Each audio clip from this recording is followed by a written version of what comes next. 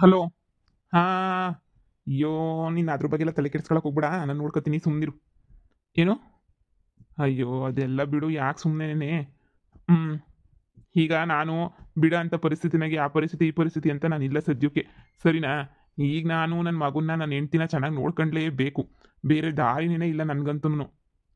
ಯಾಕೆ ಅಂದರೆ ಗೊತ್ತಲ್ಲ, ಮೊದಲೇನೆ ಹೇಳಿದ್ನಲ್ಲ ನಿಂಗೆ ಮೊನ್ನೆನೇ, ಅದಕ್ಕೇನೆ. ಹ್ಞೂ. ಅಯ್ಯೋ, ಇವ್ರು ಫೋನಲ್ಲಿ ಮಾತಾಡ್ತಾವ್ರೆ. ಪುರೋಹಿತ್ರು ಹೇಳಿರೋ ವಿಚಾರನ ಇವ್ರಿಗೆ ಹೇಳ್ಬೇಕಿತ್ತು ನನ್ನ ಮೊದಲೇನೆ. ಹ್ಞೂ. ಇವ್ರೇನೋ ಫೋನಲ್ಲಿ ಬೇರೆ ಮಾತಾಡ್ತಾನೆ ಅವರೇ. ಏನು ಮಾಡಲಿ? ಆಮೇಲೆ ಬೇಕಾದ್ರೆ ಬಂದು ಹೇಳೋಣ ಬಿಡು. ಪಾಪ ಏನೋ ಅರ್ಜೆಂಟ್ ಏನೋ ಇರಬೇಕು, ಮಾತಾಡ್ತಾವ್ರೆ. ಏ, ನನ್ನ ಹೆಂಡತಿ ಮೇಲೆ ಯಾವ ಪಿರುತಿ ನನಗೆ ಈ ಅಂಥದ್ದು ಇಲ್ಲ. ಹ್ಞೂ. ಅವಳಿದು, ಅಯ್ಯಪ್ಪ, ಅವಳಂತೂ ಫುಲ್ಲು ಸ್ಟ್ರಿಕ್ಟ್. ಅದಕ್ಕೆ ನನಗೇನು ಇಷ್ಟ ಇಲ್ಲ. ನಮ್ಮಪ್ಪ ಮಾಡೈತಲ್ಲ ಆಸ್ತಿ ಕತೆನ, ನಿಂಗೆ ಹೇಳಿದ್ನಲ್ಲ, ಆಸ್ತಿ ದೊಡ್ಡ ಕತೆ ಅಂತ ಹೇಳ್ಬಿಟ್ಟು, ಅದೊಂದು ವಿಚಾರಕ್ಕೆ ಇವಳನ್ನು ಕರ್ಕೊಂಡು ಬಂದು ಇಟ್ಕೊಂಡಿದ್ದೀನಿ ಅಷ್ಟೇನೆ. ಪ್ರೀತಿ ಐತೆ ಅದು ಇದು ಅಂತ ತೋರಿಸ್ಕೊಂಡು. ಏ, ನನಗೆ ಯಾವ ಪ್ರೀತಿ ಬಾ, ಅವಳ ಮಕ್ಕಿಷ್ಟು. ಇವ್ನು ನನ್ನ ಬಗ್ಗೆನೇ ಮಾತಾಡ್ತಿರೋದು ಅಂದರೆ ಇವನು ಡಬ್ಬಲ್ ಗೇಮ್ ಏನಾದರೂ ಆಡ್ತಾವನಾ? ಹಾಂ, ಛೇ, ಆ ಥರ ನನ್ನ ಗಂಡ ಆಡೋಕ್ಕೆ ಸಾಧ್ಯನೇ ಇಲ್ವಲ್ಲ. ನನ್ನ ಗಂಡ ಎಲ್ಲೋ ಕನ್ಫ್ಯೂಸ್ ಆಗಿ ಹೋಗ್ಬಿಟ್ಟವನು ಅನಿಸ್ತೈತೆ, ಇಲ್ಲ ಬೇರೆಯವ್ರ ಬಗ್ಗೆ ಮಾತಾಡ್ತಿರ್ಬೇಕು ಅಂತ ಅನ್ನಿಸ್ತೈತೆ. ನಿನಗೆ ಆಮೇಲೆ ಎಲ್ಲ ಸಿಕ್ಕಿದಾಗ ವಿವರಣೆ ಕೊಡ್ತೀನಿ. ನೀನು ಅದ್ರ ಬಗ್ಗೆ ಎಲ್ಲ ಯೋಚನೆ ಮಾಡೋಕೆ ಹೋಗ್ಬೇಡ. ಸರಿ, ನಾನು ಎಲ್ಲ ಮಾತಾಡ್ತೀನಿ ನಿನಗೆ. ಹಾಂ ಹಾಂ. ಅಯ್ಯೋ ಬಿಡು, ನಾನಂತೂ ಯಾರ ಬಗ್ಗೆನೂ ತಲೆ ಕೆಡ್ಸ್ಕೊಂತ ಇಲ್ಲ. ನಾನು ಇವಾಗ ನನ್ನ ಹೆಂಡತಿ ವಿಹಾನು ಅಷ್ಟೇನೆ ತಲೆ ಕೆಡ್ಸ್ಕೊಂತಿರೋದು. ಆದಷ್ಟು ಬೇಗ ಇನ್ನೊಂದು ಮಗು ಮಾಡ್ಕೊಂಡ್ಬಿಟ್ರೆ ಆ ಮಗು ಸ್ವಲ್ಪ ಆಸ್ತಿ ಸಿಗ್ತದೆ, ಏನು ತೊಂದರೆ ಇಲ್ಲ ಅವಾಗ. ಅವಾಗ ನಾನು ಅದಕ್ಕೆ ಅನ್ಕೊಂಡಿದ್ದೀನಿ. ನೋಡೋಣ, ಆದಷ್ಟು ಬೇಗ ಇನ್ನೊಂದು ಮಗು ಮಾಡ್ಕೊಂಡ್ಬಿಟ್ಟು ನೆಮ್ಮದಿಯಾಗಿ ಇದ್ಬಿಡ್ಬೇಕು ಅಷ್ಟೇನೆ. ನನ್ನ ತಂಗಿ ಕತೆ ಎಲ್ಲ ನನಗೆ ಗೊತ್ತಿಲ್ಲ. ಅವಳು ಮದುವೆ ಮಾಡ್ಕೊಳಕ್ಕೆ ಅಂತ ಹೋರಾಡ್ತಾವಳೆ, ಮಾಡ್ಕೊಂತಾಳೆ ಅವಳು. ನಂಗೆ ಅವಳ ಬಗ್ಗೆ ಯಾವ ದ್ವೇಷನೂ ಇಲ್ಲ, ಯಾವ ಕೋಪನೂ ಇಲ್ಲ. ಆರಾಮಾಗಿ ಮಾಡ್ಕೊಂಡ್ಲಿ ಬಿಡು, ಅದರಲ್ಲೇನೈತೆ ಅಲ್ವಾ? ಹಾಂ. ಇಲ್ಲ, ನನ್ನ ಹೆಂಡತಿ ಇಲ್ಲೆಲ್ಲೋ ದೇವಸ್ಥಾನಕ್ಕೆ ಹೋಗ್ತೀನಿ ಅಂತ ಓದ್ಲು, ಇನ್ನೂ ಬಂದಿಲ್ಲ. ದೇವಸ್ಥಾನದಿಂದ ಬರ್ತಾಳೆ, ಅವಾಗ ನೋಡಬೇಕು. ಅದೇನೋ ವ್ರತ ಅಂತ ಅಮ್ಮ ಹೇಳಿದ್ರು, ಅದಕ್ಕೆ ವ್ರತ ಮಾಡೋಕ್ಕೆ ಅಂತ ಹೇಳ್ಬಿಟ್ಟು ಹೋಗೋಳೆ. ಹಾಂ ಹಾಂ ಹಾಂ. ಸರಿ, ಆಯಿತು. ಆಯಿತು. ಏನೋ ಸೀಕ್ರೆಟ್ ಇದ್ದಂಗೆ ಐತಲ್ವಾ? ಹಾಂ, ಏನಿರ್ಬೋದು? ಏನೇನೋ ಮಾತಾಡ್ತಾವ್ರೆ, ಒಂದು ಅರ್ಥ ಆಗ್ತಿಲ್ಲ. ನಮ್ಮ ಅತ್ತೆ ನೋಡಿದ್ರೆ ನನಗೆ ಸುಳ್ಳು ಹೇಳವಳೆ. ಹಾಂ, ವ್ರತ ಅದು ಇದು ಅಂತ ಹೇಳ್ಬಿಟ್ಟು. ನನ್ನ ಗಂಡ ನೋಡಿದ್ರೆ ನನ್ನ ಮೇಲೆ ಇಷ್ಟ ಇರಲಿಲ್ಲ, ಆದ್ರೂ ಏನೋ ಒಂದು ಉದ್ದೇಶಕ್ಕೆ ಇರಿಸ್ಕೊಂಡಿದ್ದೀನಿ ಅಂತ ಹೇಳ್ತಾವನೆ. ನನಗೇನದು ಗೊತ್ತಾಗ್ತಿಲ್ವಲ್ಲ. ನಮ್ಮ ಅಮ್ಮನ ಹತ್ರ ಹೋಗಿ ಎಲ್ಲ ವಿಚಾರ ಕೇಳಿದ್ರೆ ಅವಾಗ ಗೊತ್ತಾಗ್ತೈತೆ. ರೀ, ಹೋ, ಬಾ ಬಾ ಗೌರಿ, ಬಾ ಬಾ. ಮುಗಿತಾ? ಮುಗಿತಾ ವ್ರತ ಪೂಜೆ ಎಲ್ಲನೂ ಮುಗಿತಾ? ಯಾವ ವ್ರತನೂ ಇಲ್ಲ, ಯಾವ ಪೂಜೆನೂ ಇಲ್ಲ. ನೀವೆಲ್ಲ ಏನು ಮಾಡ್ತಾ ಇದ್ದೀರಾ ಇಲ್ಲಿ? ಏನು ನಡೀತಾ ಐತೆ ಅಂತ ನನಗೆ ಸ್ವಲ್ಪನೂ ಅರ್ಥ ಆಗ್ತಾ ಇಲ್ಲ. ಏನು ಮಾಡ್ತಾ ಇದ್ದೀರಾ ಅಂತಲೂ ನನಗೆ ಅರ್ಥ ಆಗ್ತಾ ಇಲ್ಲ. ಒಬ್ಬೊಬ್ರು ಒಂದೊಂದು ಥರ ಮಾತಾಡ್ತಿದ್ದೀರಾ. ಅಲ್ಲಿಗೆ ಹೋಗಿ ಪುರೋಹಿತ್ರನ್ನ ಕೇಳಿದ್ರೆ ಪುರೋಹಿತರು ಹೇಳ್ತಾರೆ ನಾನು ಯಾವ ವ್ರತ ಪೂಜೆನೂ ಹೇಳೇ ಇಲ್ಲ ಅಂತ. ಆದರೆ ನಿಮ್ಮಮ್ಮ ನೋಡಿದ್ರೆ ವ್ರತ ಮಾಡಬೇಕು ಪೂಜೆ ಮಾಡಬೇಕು ಅಂತ ಒಂದೇ ಸಲ ಹೊಡ್ಕೊಂತವ್ರೆ.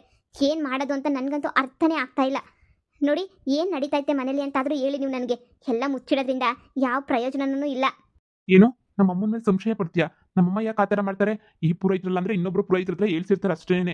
ಎಲ್ಲ ನಮ್ಮ ಒಳ್ಳೇದಕ್ಕೆ ಅಂತಾನೆ ಮಾಡ್ತಾ ಇರೋದು. ನೋಡು, ನೀನು ನಮ್ಮ ಅಮ್ಮನ ಬಗ್ಗೆ ಸುಮ್ಮನೆ ತಪ್ಪಾಗಿ ತಿಳ್ಕೊಳಕ್ಕೆ ಹೋಗ್ಬೇಡ. ನಾವಿಬ್ರು ಯಾವ್ಗಳಿಗೆ ಮದುವೆ ಮಾಡ್ಕೊಂಡ್ವಿ, ಯಾವ್ಗಳಿಗೆ ಮಗು ಮಾಡ್ಕೊಂಡ್ವಿ ಅಂತ ಹೇಳ್ಬಿಟ್ಟು ಅವ್ರಿಗೂ ಸ್ವಲ್ಪ ಟೆನ್ಷನ್ ಇರ್ತೈತೆ. ಮಗ ಅಂದ್ರೆ ಪ್ರೀತಿ ಜಾಸ್ತಿ ಅಲ್ವಾ? ಅದಕ್ಕೇನೆ ಆ ಥರ ಹೇಳಿರ್ಬೋದು ಅಷ್ಟೇ. ಅಷ್ಟಕ್ಕೆ ನೀನು ಆ ಥರ ಈ ಥರ ಅಂತ ತಪ್ಪು ತಿಳ್ಕೊಳ್ಳೋಂಥ ಅವಶ್ಯಕತೆ ಏನೂ ಇಲ್ಲ. ಸರಿನಾ? ಸುಮ್ಮನೆ ನೀನು ಏನೇನೋ ಅನ್ಕೊಂತೀಯ. ಅದು ಬಿಡು, ಇಷ್ಟು ದಿನ ನನ್ನ ಮೇಲೆ ಪ್ರೀತಿ ಇಲ್ದಿದ್ದು ಸಡನ್ನಾಗಿ ಒಂದು ದಿನ ಪ್ರೀತಿ ಬಂದ್ಬಿಡಕ್ಕೆ ಹೆಂಗೆ ಸಾಧ್ಯ? ಏನು ಇದ್ದಕ್ಕಿದ್ದಂಗೆ ನನ್ನ ಮೇಲೆ ಪ್ರೀತಿ ಉಕ್ಕು ಕೆರಿತಾಯ್ತಲ್ವ ನಿನಗೆ?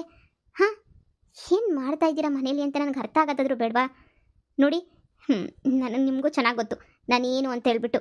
ಒಂದು ಸ್ವಲ್ಪ ಗೊತ್ತಾಗಲಿ, ಆಮೇಲೆ ವಿಚಾರಿಸ್ಕೊಂತೀನಿ. ನೋಡು, ನಾನು ಮಾಡಿದ ತಪ್ಪು ಅಂತ ಅನ್ನಿಸ್ತು. ನನಗೇನೋ ದಾರಿ ಸರಿ ಮಾಡ್ಕೋಬೇಕು ಅಂತ ಅನ್ನಿಸ್ತು. ಅದಕ್ಕೆ ನಾನು ದಾರಿ ಸರಿ ಮಾಡ್ಕೊಂಡೆ ಅಷ್ಟೇನೆ. ಅಷ್ಟು ಬಿಟ್ಟರೆ ನನಗೂ ಇದಕ್ಕೂ ಏನೂ ಇದಿಲ್ಲ. ಸರಿ ಬಿಡು, ನಾನು ಇವಾಗ ಸ್ವಲ್ಪ ಜಾಸ್ತಿ ಕೆಲಸ ಐತೆ ನನಗೆ, ಹೊರಗಡೆ ಹೋಗ್ಬೇಕು ನಾನು. ಸರಿನಾ? ನಮ್ಮ ಅಮ್ಮನ ಬಗ್ಗೆ ಯಾರ ಬಗ್ಗೆನೂ ನೀನು ಸುಮ್ಮನೆ ಮಾತಾಡೋಕೆ ಹೋಗ್ಬೇಡ. ಅಮ್ಮ ಏನೋ ವ್ರತ ಎಲ್ಲ ಐತೆ ತಾನೆ, ಆ ವ್ರತನ ಮಾಡು ಅಷ್ಟೇನೆ. ಆ ವ್ರತನೇ ಹೇಳಿಲ್ಲ ಅಂತ ಪುರೋಹಿತರು ಹೇಳ್ಬೇಕಾದ್ರೆ ನಾವು ಯಾಕ್ರಿ ವ್ರತನ ಮಾಡಬೇಕು? ನಿಮಗೆ ಸ್ವಲ್ಪನೂ ಬುದ್ಧಿ ಇಲ್ವಾ ನಿಮಗೆ? ನಿಮ್ಮ ತಲೆನಾಗ ಏನೂ ಇಲ್ಲ ಅಂತ ನಂಗೆ ತುಂಬ ಚೆನ್ನಾಗಿ ಗೊತ್ತಾಗ್ತಾ ಇದೆ. ನಿಮ್ಮಮ್ಮ ಏನು ಹೇಳಿದ್ರೆ ಅದನ್ನು ಮಾತ್ರ ಕೇಳಬೇಕಷ್ಟೇ ನೀವು. ಅಷ್ಟು ಬಿಟ್ಟರೆ ನಿಮ್ಮ ತಲೆನಾಗ ಏನಾದರೂ ನಯಾ ಪೈಸದ ಏನಾದರೂ ಬುದ್ಧಿ ಆಯ್ತಾ ನಿಮಗೆ? ಹಾಂ, ನಯಾ ಪೈಸದ ಬುದ್ಧಿನೂ ಇಲ್ಲ ನಿಮಗೆ. ನೋಡಿ, ನಾನು ವ್ರತ ಮಾಡಲ್ಲ, ಏನು ಮಾಡಲ್ಲ. ಮನ್ಸಲ್ಲಿ ಭಕ್ತಿ ಆಯ್ತು ನನಗೆ, ಅಷ್ಟೇ ಸಾಕು. ಬೇಕಾದರೆ ನೀವೇ ಮಾಡ್ಕೊಳ್ಳಿ. ಯಾಕೆ ನಾನು ವ್ರತ ಮಾಡಿದ್ರು ಒಂದೇ, ನೀವು ವ್ರತ ಮಾಡಿದ್ರು ಒಂದೇ ತಾನೇ? ನೀವೇ ಮಾಡಿ ವ್ರತನ. ಮತ್ತೆ ಅಮ್ಮ ಹೇಳಿದ ಮಾತು ಚಾಚು ತಪ್ಪದೆ ಪಾಲಿಸ್ಬೇಕಲ್ವಾ? ನೀವು ಪಾಲಿಸ್ತೀರಲ್ವಾ? ಮಾಡಿ. ಎಲ್ಲ ಇವಳಿಗೇನಾಯ್ತು? ನಮ್ಮಮ್ಮ ಯಾಕೆ ಸುಳ್ಳು ಹೇಳ್ತಾರೆ? ಅಂದರೆ ನಮ್ಮಮ್ಮ ಛೇ, ಆ ಥರ ಎಲ್ಲ ಸುಳ್ಳು ಹೇಳ ಅಂತಾರಲ್ಲ. ಇವಳು ಯಾಕೆ ಇಷ್ಟೊಂದು ರಂಗಾಗ್ತಾವಳೆ? ಫೋನಾಗ ಮಾತಾಡಿದ್ದೇನಾದರೂ ಕೇಳಿಸ್ಕೊಂಡ್ಲ? ಸಾಧ್ಯನೇ ಇಲ್ಲ. ಅವಳು ದೇವಸ್ಥಾನಕ್ಕೆ ಹೋಗಿದ್ದು ತಾನೆ, ಈಗ ಬಂದಿದ್ದು. ಅವಳೆಲ್ಲಿ ಕೇಳಿಸ್ಕೊಂತಾಳೆ? ಇಲ್ಲ, ಕೇಳಿಸ್ಕೊಂಡಿರಲ್ಲ. ಸರಿ ಬಿಡು, ಹೀಗೇನು ಮಾಡ್ತೀಯ? ಎಲ್ಲನೂ ವಿಹಾನ್ ಹೆಸ್ರಿಗೆ ಹೋಗ್ತಾ ಇದ್ದಲ್ಲ. ನಾವು ಹೀಗೆ ಕರೆಕ್ಟಾಗಿರ್ಬೇಕು. ಈಗ ಕಿತ್ತಾಡ್ಕೊಂಡು ಕೂತ್ಕೊಂಡ್ರೆ ಸುಮ್ಮನೆ ತಲೆನೋವು. ಮಗ್ನೇ, ಲೋ ಮಗ್ನೇ, ಹೇಳಮ್ಮ. ನೋಡು, ನಿನ್ ತಂಗಿಗೆ ಮದ್ವೆ ಸೆಟ್ ಆಗೈತೆ.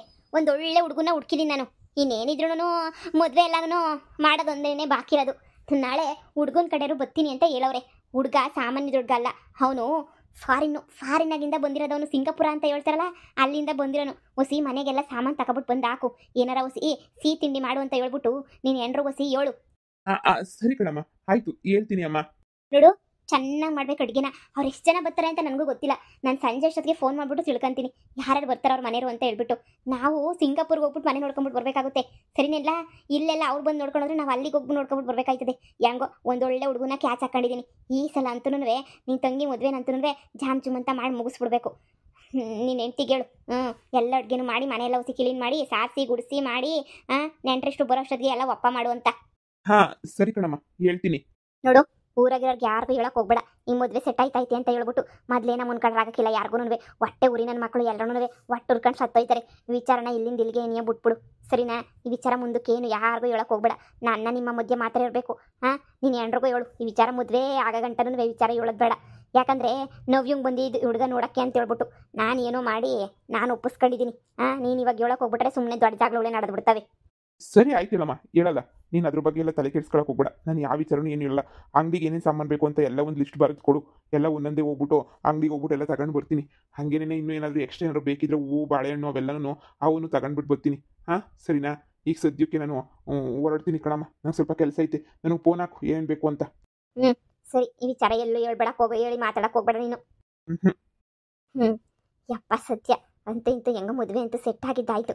ಇನ್ನು ನಾವು ಸಿಂಗಾಪುರ್ಗೆ ಹೋಗ್ಬಿಟ್ಟು ಒಂದ್ಕಿತ ನೋಡ್ಕೊಂಬರ್ಬೇಕು ಮನೆಯ ಹೆಂಗೈತೆ ಏನು ಎತ್ತ ಅಂತ ಹೇಳ್ಬಿಟ್ಟು. ನೋಡೋಣ ಇರು. ಮಾರ್ಬಿಟ್ಟು ಮದುವೆ ಮಾಡ್ಬಿಟ್ಟು ಆಮೇಲೆ ಬಡವ್ರಾಗ ಹೋಗ್ಬಿಟ್ಟು ನನ್ನ ಮಾನ ಮರ್ವದಿ ಹೋಗ್ಬಿಟ್ರೆ ಯಾಕೆ ಬೇಕು ಹೇಳು.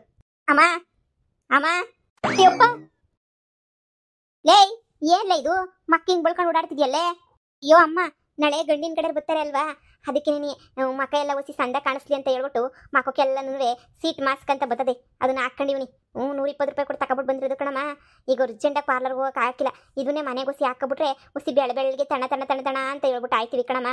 ಅದಕ್ಕೆ ನೀನು ಹಾಕೊಂಡ್ರದು ಬೆಳ್ಳಗೆ ಕಾಣಿಸ್ಲಿ ಸಂದ ಕಾಣಿಸೋಣ ಅಂತ. ಹಾಕ ನನಗೊಂದು ಸಣ್ಣ ಜೀವ ನಿಂತೋಗ್ಬಿಟ್ಟಿತ್ತು. ಇದೇನಪ್ಪ ಹಿಂಗಾಗೋಗ್ಬಿಡ್ತಲ್ಲಪ್ಪ ಅಂತ ಹೇಳ್ಬಿಟ್ಟು. ಏನಿಲ್ಲ ಕಣಮ್ಮ, ನಾನೇನೇ ರೆಡಿ ಆಯ್ತಾ ಇದ್ದೀನಿ. ನಾಳೆ ಎಲ್ಲ ಬಂದ್ಬಿಟ್ಟು ಎಲ್ಲ ಒಪ್ಕೊಬಿಡ್ಬೇಕಲ್ವಾ ಸಂದಾಕಿದ್ದೀನಿ ಅಂತ ಹೇಳ್ಬಿಟ್ಟು. ಅದಕ್ಕೆ ಹಿಂಗೆ ಎಲ್ಲನೂ ರೆಡಿ ಆಯ್ತಿರೋದು ಕಣಮ್ಮ. ಈ ಸರಿ ಇನ್ನೂ 1 ಗಂಟೆ ಕರಿಬೇಡ. ರೂಮಾಗೆಲ್ಲ ಕುಂತ್ಕೊಂಡು ಎಲ್ಲ ಪರಸ್ನ ಎಲ್ಲ ಮೆತ್ಕೊಂಡು ಮಕ್ಕಕ್ಕೆಲ್ಲ ರೆಡಿ ಆಯ್ತಿರ್ತೀನಿ. ಅದಕ್ಕೆ ಹೇಳೋಣ ಅಂತ ಬಂದೆ. ನಿನಗೇನು ಕ್ಯಾಮೆ ಹೇಳಿ ಹೋಗಿ, ಅವಳಲ್ಲ ನಿಮ್ಮ ಹೊತ್ತಿಗೆ ಎಲ್ಲ ಮಾಡಿಕ್ತಾಳೆ. ನೀನು ಯಾಕೆ ತಲೆ ಕೆಡ್ಸ್ಕೊಂಡಿಗೆ? ಹೋಗು, ನೀನು ಬಂಗಾರದಂಗೆ ರೆಡಿಯಾಗಿ ಹೋಗು. ಸೀರೆ ಅಷ್ಟೇ, ಹೊಸ ಸೀರೆ ನೀನೇ ಉಟ್ಕೋಬೇಕು. ಆಯ್ತು ಕಣಮ್ಮ.